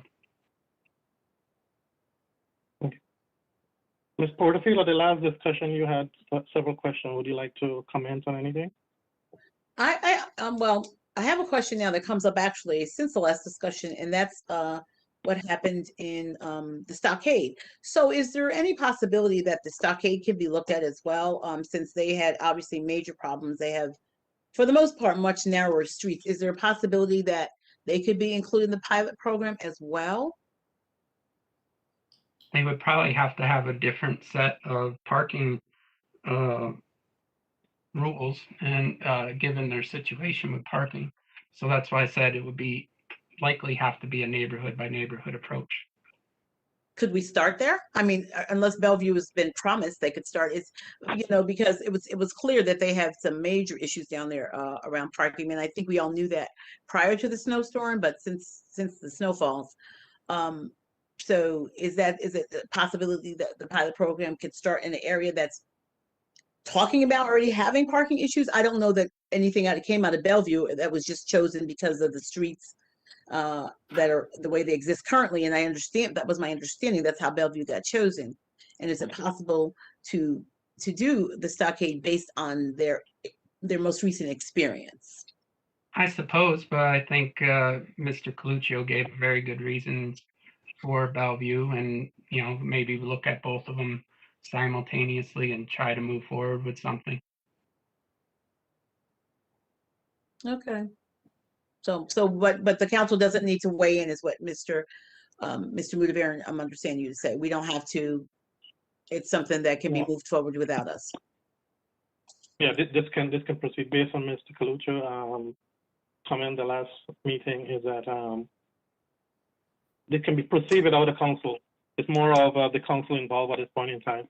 So what we'll do, Mr. Parliamenti, let's continue to hold this and share the information with us. And what do you have? And I do have one more question, Mr. Mudavaren. Go ahead, please. In terms of, if we're going to be doing this, in terms of signage, we would definitely have to change the signage, I'm guessing. So what would the cost of that be to the city in terms of changing the signage for whatever streets that this is going to happen on? We would have to determine that, and that would be part of the discussion moving forward. Okay, so I just, that's what I'm saying. Will that be something that will be included, how much it's going to cost us to make all these changes? Yes. Okay. So, Thank you. Ms. Porterfield, that is more like a cost study. For if we're selected several streets, the cost study will have to get done on those streets in terms of the signage. All right, so we'll have this back on the agenda in 2 weeks. Mr. Parliamenti, if you're okay with that. Yeah. Thank you. All right. Anything else for public safety? I make a motion we adjourn. Second. I motion we. Second. All in favor? Aye. Aye. Thank you. Call to order Mr. public Parliamenti. service and utilities. The first item on the agenda is a call for a public hearing with the acceptance of ownership for the North End Drive. Mr. Wolin. Hi, everybody. Can you hear me? Yes. See if my video works. Can you? All right. I can't see myself, but I'm sure I'm there. No, you're not. Oh, there you are. Are you sharing something, Mr. Wallen? No, I just wanted to share my face. I've been sitting here, and I'm just wanted to make sure that you guys knew I'm sitting here and just part of the team, just listening. So, what do we got here? Call for public hearing, acceptance of ownership of North End Drive. So, this is an existing roadway. The roadway was built in 2006, I believe, somewhere around there, by a previous developer. The developer was not able to complete the development due to financial reasons, and the area stayed dormant for quite a while. There are some houses that were built, but ultimately the entire development was not done. A new developer, Madelone, has decided to come on and put in a planning application that was, I believe, pending or approved already. However, part of that was that ultimately the city would take over North End Drive, which is the main road between Van Vranken and Anthony Street at the north end of the city. So we were going to do this at the end of the completion. However, the developer and details beyond it, banking and agreements and things like that, they need an address. They need to have this as a public road for multiple reasons. So in cooperation with the mayor's office and Metroplex and the developer, we have decided to move forward with the recommendation that the city accept ownership of the road. And Metroplex has graciously said that they will make sure that through the pilot or other means that we will have the road constructed at the end of development, because that's really the main thing. Is we do not want to have them pave the road and bring the road up to city standards only to do a major construction project on the road, as that will affect the quality of the road. So they would like us to accept ownership of the drive as it's currently constituted. At the end of their project, the road will be brought up to city standards, and then ultimately it's going to be a public road, and we have a new development. Mr. Parliamenti. Go ahead. Yeah, Mr. Wallen, just a question. I went through the documents over the weekend. Metroplex is setting aside $56,000 to rehab this road after the construction is over. Have you done a cost study in terms of how much it's going to cost to get this road up to standard, city standard? Yep, we worked with Metroplex on that estimate. Let me see if I can get my video back. The road is constructed. It has drainage systems that are functioning. It has binder. However, it has never been topped because the developer was going to do the exact same thing that we're talking about. The developer was going to run the development on the binder, and then once the development was completed, he was going to top the road so that he is not affecting the top. So my department worked with Metroplex and said that at the conclusion of the project to take the top inch or two, mill it off and repave. That's approximately what the cost would be. But like I said, the majority of the road is in place. Are there any other questions? All right, can I have a motion? Ms. So Patrick, moved. So moved. I will second it. All those in favor? Aye. Aye. The next item on the agenda is a reminder of a public hearing on redirection of South Church Street. Mr. Wallen, is there anything additional that needs to be said here? No, I believe, and Sam or someone can correct me if I'm wrong, that the public hearing was held. So this is your discussion if you are going to move forward with the acceptance of it? Yep. I was just seeing if you had anything you wanted to add. So. Oh, no, I'm sorry. I just wanted to make sure that I have nothing to add unless there's questions. I don't believe there were any really official comments other than Mr. Gillen spoke on behalf of downtown with regards to South Church Street. Okay. Are there any comments or questions from my colleagues? All right, can I have a motion? So moved. I'll second. All in favor? Aye. And then lastly, the redirection of Barret and Heron streets. Once again, do you have anything additional, Mr. Wallen? Or? No. Okay, thank you. Any questions or comments from my colleagues? Can I have a motion? So moved. I'll second. All those in favor? Aye. Can I have a motion to adjourn? Yes. So moved. Second. All in favor? Aye. Thank you. I'd like to call to order government operations. There's 2 items on the agenda. The first item is a ceremonial resolution for Reverend Carlos Caraballo and Aurelia Caraballo for their 25 years of service to the community. So the resolution will be presented at an event that they are holding, what their son-in-law and daughter are holding for them. So I'd like to just give them something. As most of you know, Reverend Carlos, if you don't know his wife, and he does do a lot in the community. At one time, he actually had an office in City Hall, and specifically, he serves the Latino community to a great extent and has been doing it for a long time. So just thought it would be nice for the council, as they do the celebration, to offer resolution. So I will entertain a motion. Ms. Patrick, So moved. I'll Okay, second. I thought you were, okay. I'll second. All in favor? Aye. I thought you were just telling us. Yes. sorry, no, I'm trying to Yes. move it along. Sounds great. Yes, yes. The next item on the agenda is discussion. Let's see, developing policy to attract remote workers and artists to the city. Mr. Palomini. Yes, this is something that I would like to just bring to the attention of the council and see if we can work on with the staff of the mayor. See if we can attract remote workers. As we know, many people in major urban areas are leaving, and they have the option now of working remotely. So I thought maybe there's some policy that the council could develop to try to attract these workers to the city. In particular, since we have work share space that we now have in the city, I think in a couple different locations now, as was highlighted earlier during Mr. Golub's presentation, we have the colleges here, which are a benefit that these workers can take part of, and see if we can attract some people here to purchase properties in order to build up our tax base. Along with that would be attracting artists into some of our housing.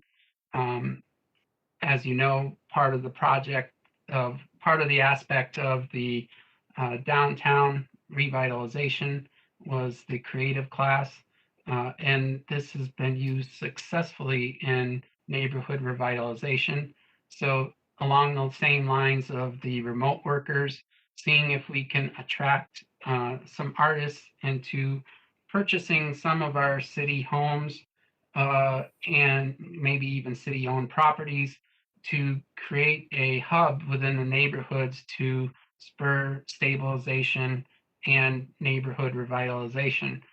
This has been used successfully in various communities around the country, and see if we can maybe work with the staff to develop something that would be a positive attractor for professionals to come to the city. Are there any questions? Yes, Ms. Porterfield. Mr. Mudavaren? Mr. Palomini, you said you're working on the staff. Do you have any sort of like a documentation of what other municipalities are doing, or I haven't started in working terms on of it the yet. program? Just giving everybody kind of a heads up that, you know. Oh, okay, okay. But I do have some stuff from other communities that has been used successfully. And I, you know, once we put something together, can share all that information. If you don't mind, we would appreciate that. Ms. Patrick? Yes, thank you. I just wanted to say, I was just taking some notes while Mr. Palomini was speaking, and I think with the Hamilton Hill Art Center, the Electric City Barn, the Create Studios, the new gallery on J Street, some of the smaller new boutiques that have, you know, some very nice artistic works within those new boutiques. I think that this and the Armory as a location, as a movie studio, I think that, you know, the success of what they most recently did, but also, you know, I think going forward, I think that's on the docket as well, is to try to continue to attract those kinds of projects here. I think it's a good idea. I mean, I think Troy had some success with this.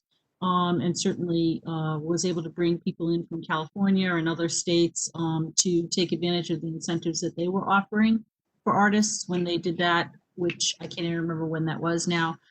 So I would be in support of this. I think it would be, you know, add a lot of some more vitality and some more teachers for some of our youth in terms of the art projects that are going on, some of the public art projects that we hope to all accomplish in our parks.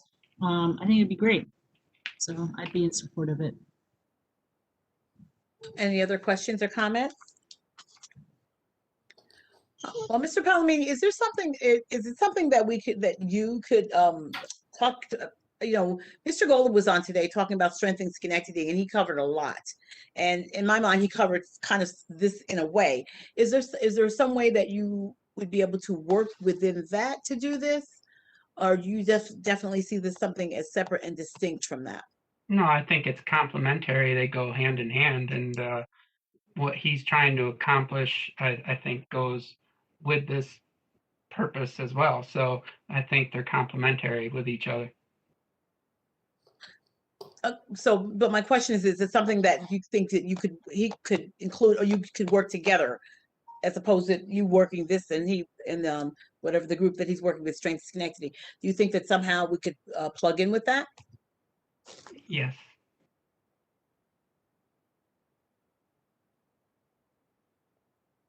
Okay. Are there any other questions or comments? Yes. So, Mr. Palomini, would you like to see this back on the agenda in 2 weeks? No, let's see what happens first and see staff availability and how much we're able to put together. Just wanted to just let everybody know something that hoping to work on and just let you know, be aware so that you can do your own research, and we'll certainly send out information as well. Okay, no problem. Okay, so in terms of the research, do you have at least a brief outline of what you're talking about? So to just give some direction in terms of the research? Can send something out within a week or so. Okay, that would be great. Is there anything else to come before government operations? If not, I'll entertain a motion to adjourn. Motion to adjourn. Second, all those in favor? Aye. Aye. We're adjourned. Thank you. Now we have to. So the next, I want to open city development and planning, and I believe that all of the items that are in this need to be in executive session. Am I correct, Mr. Colden? They all are executive session items, yes. All right, so I would entertain a motion to go to executive session, I'll make that motion. and I'll second that, and I'll see everyone in a minute. Okay.